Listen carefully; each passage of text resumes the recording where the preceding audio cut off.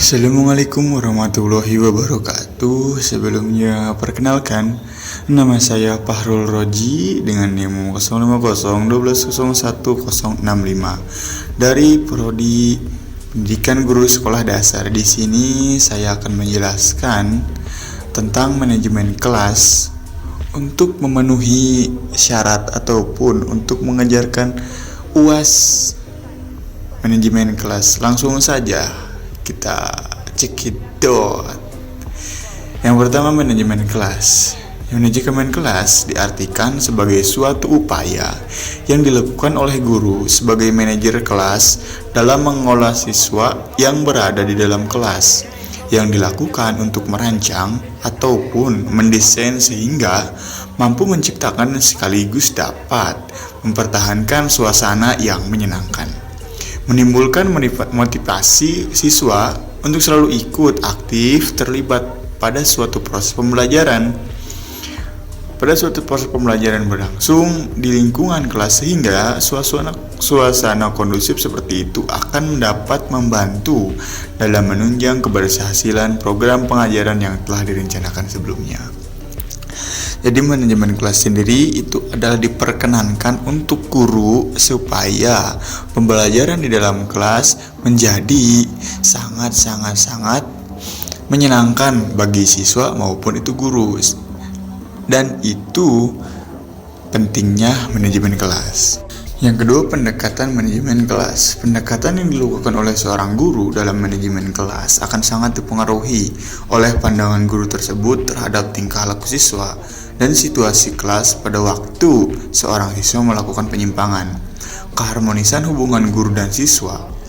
Tingginya kerjasama di antara siswa tersimpul dalam bentuk interaksi. Lahirnya interaksi yang optimal bergantung dari pendekatan yang guru lakukan dalam rangka pengelolaan kelas.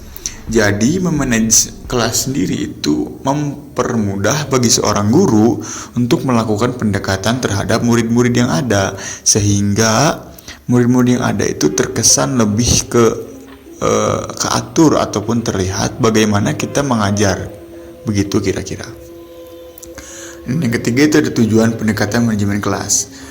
Tujuan dari pendekatan manajemen sendiri adalah mengupayakan agar peserta didik pada saat mengikuti proses pembelajaran di kelas itu dapat melakukan aktivitas belajar serta mengerjakan tugas ataupun kegiatan lainnya sesuai dengan peraturan yang berlaku, sehingga menciptakan suasana yang tertib, aman, damai, dan tentram.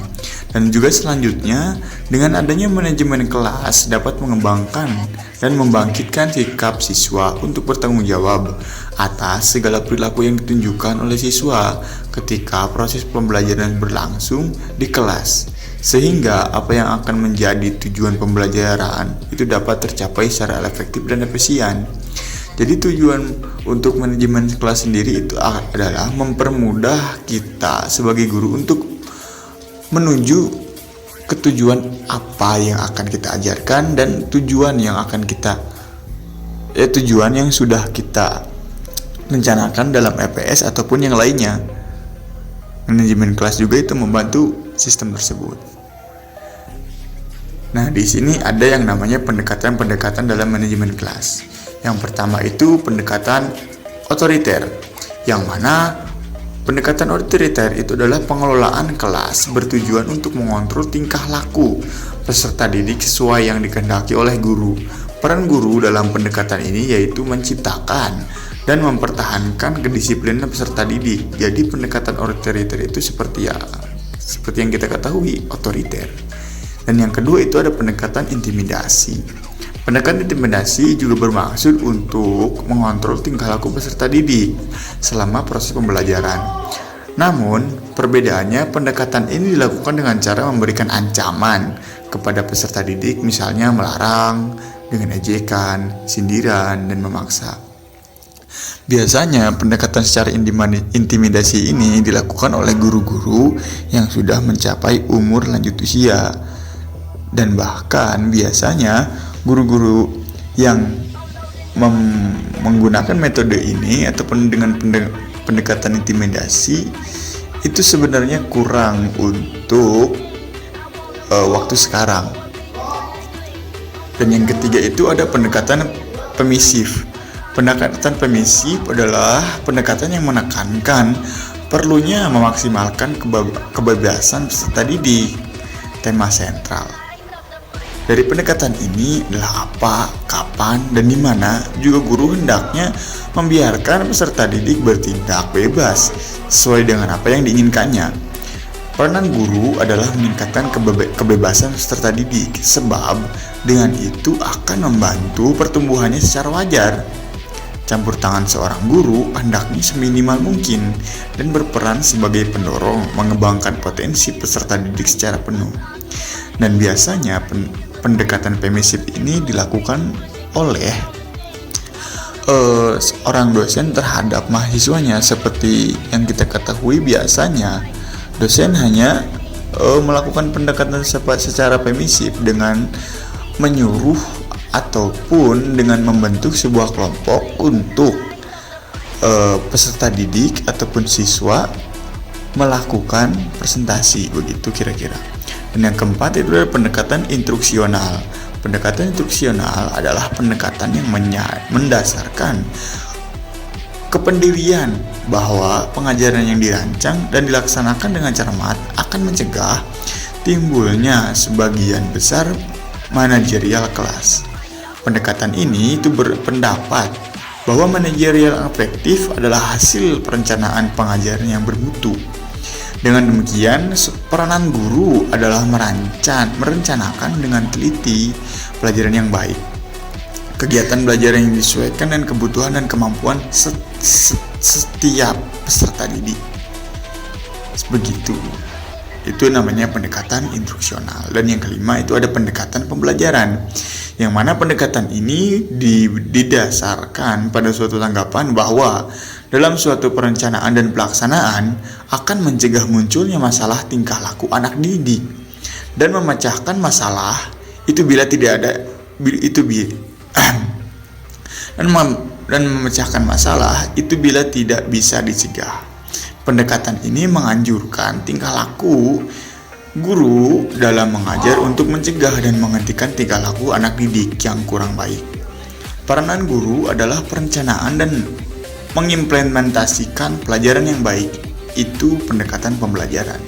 Yang mana kita ketahui pendekatan pembelajaran itu sangat-sangat sering kita lihat ataupun pernah kita rasakan di SMP ataupun SD, begitu kira-kira. Dan yang keenam ada yang namanya pendekatan riset. Pendekatan ini berbentuk rekomendasi yang berisi daftar hal-hal yang harus dilakukan atau yang tidak harus dilakukan oleh seorang guru apabila menghadapi berbagai tipe masalah manajemen kelas. Daftar tentang apa yang harus dilakukan dan apa yang tidak harus dilakukan ini biasanya dapat ditemukan dalam artikel. Karena daftar ini sering merupakan resep yang cepat dan mudah. Pendekatan ini dikenal juga dengan pendekatan buku masak. Dan yang ketujuh ada pendekatan perubahan, yang mana pendekatan perubahan adalah tingkah laku pendekatan pengubahan perilaku. Didasarkan pada prinsip-prinsip psikologi behavior, prinsip utama yang memberi persepakatan ini mendasari pendekatan ini adalah perilaku merupakan hasil proses belajar. Prinsip ini berlaku baik bagi perilaku yang sesuai maupun perilaku yang menyimpang. Itu yang dinamakan pendekatan perubahan. Yang mana pendekatan perubahan sendiri itu bertitik fokus pada pendekatan yang merubah ataupun pendekatan perubahan perilaku.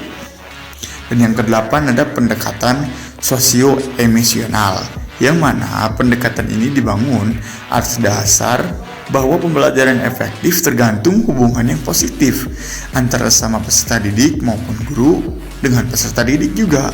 Oleh karena itu, tugas pokok guru dalam manajemen kelas adalah membangun hubungan antar pribadi yang positif dan meningkatkan iklim sosio-emosional yang positif pula.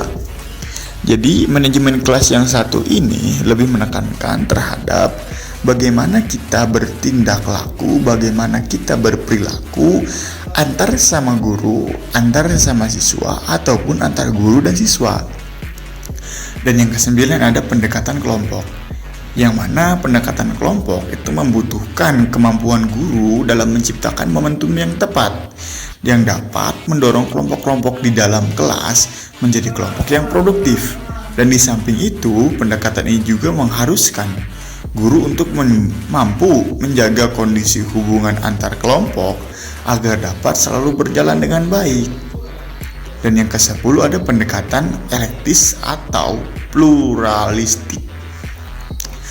Pendekatan electric counseling menunjuk pada suatu sistematika dalam konseling yang berpegang pada pandangan teoritis dan pendekatan atau approach yang merupakan perpaduan dari berbagai unsur yang diambil atau dipilih dari elektis dan pluralistik. Nah, mungkin itu adalah yang dinamakan manajemen kelas dan cara-cara untuk pendekatan-pendekatan manajemen kelas. Mungkin hanya begitu saja yang bisa saya sampaikan. Dengan adanya video kali ini, kita mungkin sudah mengetahui apa itu manajemen kelas dan apa tujuan manajemen kelas. Ya, sekian saja dari saya. Bila ada yang salah mohon dikoreksi, bila ada yang benar mohon diambil, dan bila ada yang tidak mengenakan jangan diambil oleh hati. Wassalamualaikum warahmatullahi wabarakatuh.